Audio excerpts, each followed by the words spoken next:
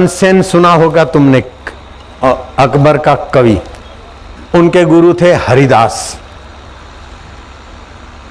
हरिदास ब्रह्मज्ञानी संत थे। हरिदास के दो चेले, एक तानसेन और दूसरा बेजू।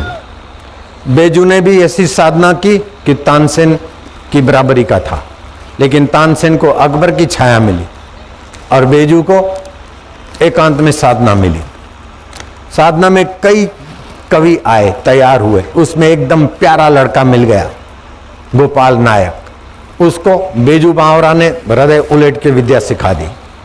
जाते समय भरी आंखें गुरु ने विदाई दी, देख गोपाल नायक, तुझे मैं जो दिया हूं लोगों की भलाई के लिए, अपना अहंकार या स्वार्थ मत पोषना। नहीं गुरुदेव, अच्छा बेटा तेरा मंगल हो।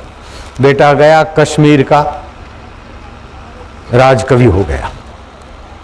दिन दूना रात चौना जय जयकार हुआ। उसने घोषणा कर दी, अगर गीत में मेरे को कोई हरा दे राग में तो मेरा सिर कटाऊंगा, अगर वो हारेगा तो उसकी बलि लूंगा। कई कवियों की बलि ले ली गोपाल नायक ने। बेजू बावरा बुढ़े को पता चला कि ये चेला रास्ता भूला है। वो जमाना नहीं था टेलीफोन का, मोबाइल नहीं थे उस समय। वो बड़ी उम्र में बूढ़ा चलकर कश्मीर के उस कवि के पास पहुंचा। कवि चेले का धर्म भूल चुका था। कौन गुरु? हम नहीं मानते। अरे बोलो, तेरा भला चाहने वाला, इस लोक परलोक में तेरे को मदद करने वाला तेरा गुरु आया है। मेरा कोई गुरु नहीं है। हाथा जोड़ी करके कवि तक पहुंच गया, अपने चेले तक। नालायक तक पहुंच गया, लायक चल के आ जाते। नालायक चेले के पास पहुंचना पड़ता है, नालायक के पास पहुंचना पड़ता है, लायक खिंच के आ जाते। जयराम जी बोलना पड़ेगा, देख गोपाल नायक, मैंने तुझे विद्या सिखाई, मैंने तुझ पर विश्वास किया, तू मेरे से धोखा करता है। बुढ़ा, जुबान संभाल के बोल। है सिक्योरिटी वाले, धक्के मार के निकाल दो। आप किसी के दुकान पर, किसी के ऑफिस में मैं उसको सुधारने के जाऊं और वो मुझे धक्के मार के निकलवा दे तो फिर मैं क्या करूंगा पता है तुमको? मैं अपनी मास्टर की लगाऊंगा। सीधी बात है। बेजू बावरा ने भी मास्टर की लगाने का इरादा कर दिया। राजा को कहा, इस कवि ने कईयों की जानें ली है, मैं भी इसको जान देने को आया हूं। हो जाए कविता में स्पर्धा, अगर मैं जीतता हूं तो इसे माफ कर दिया जाए और मैं हारता हूं तो मेरी जान ली जाए। दूसरे दिन कवि सम्मेलन हुआ। गोपाल नायक ने राग आलापा, राग में ऐसा स्वर था, ऐसी साधना थी, राजा तो महाराज पिघल गया, रानी भी ठगी सी रह गई, सारों के हृदय पिघल गए, जंगल के हिरण भी आ गए। और गोपाल नायक राग गाता गया, जंगल के हिरणों को माला पहनाता गया। जो गोरों को माला पहनाते, फूलों की नहीं और आर्टिफिशियल माला। हिरण राग में इतने मशगूल कि मनुष्य से कांपे नहीं, भागे नहीं। गोपाल नायक ने चैलेंज किया बेजू बावरा को, है बूढ़ा कवि, अगर तेरे में ताकत है तो मैं राग बंद करता हूं। हिरण भाग गए। अब उन हिरणों को बुलाकर अपने गले का हार, उनके गले का हार निकाल के दिखा। अपने गुरु को कहता है तोछड़ी भाषा में। बेजू बावरा ने अपने गुरु का सुमरण किया, राग आलापा।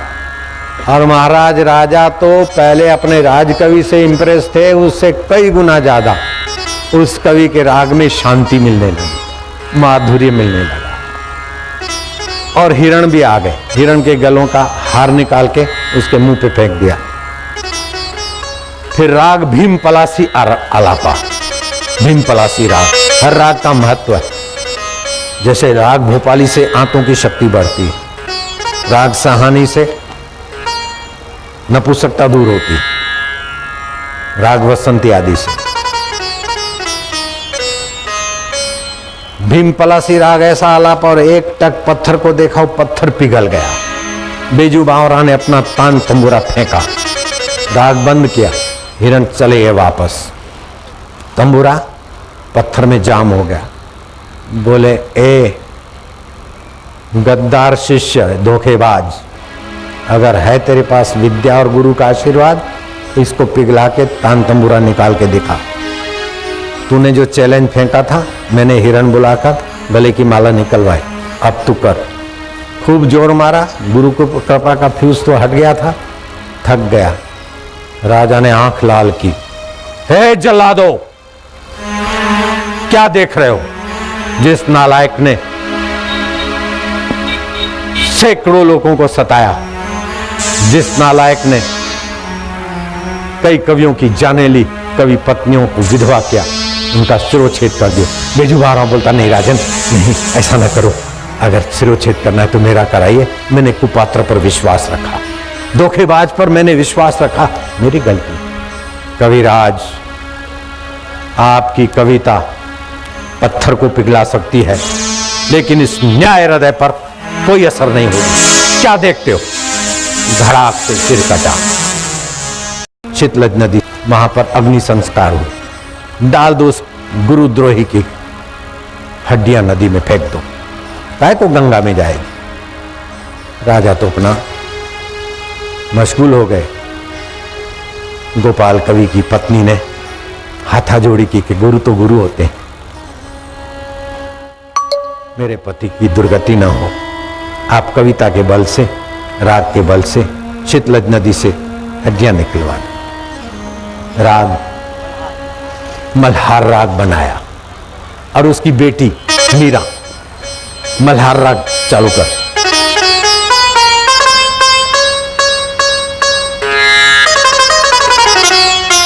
उसने गाया, गुरु की कृपा हुई।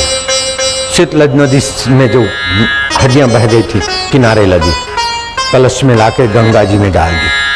आपके गुरुओं में, आपके रागों में, आपके मंत्रों में अद्भुत शक्ति। गुरु के दर्शन से, सानिध्य से क्या फायदा होता और नाराजगी से क्या लाभ हानि होती है, उसका बयान आप हम नहीं कर सकते।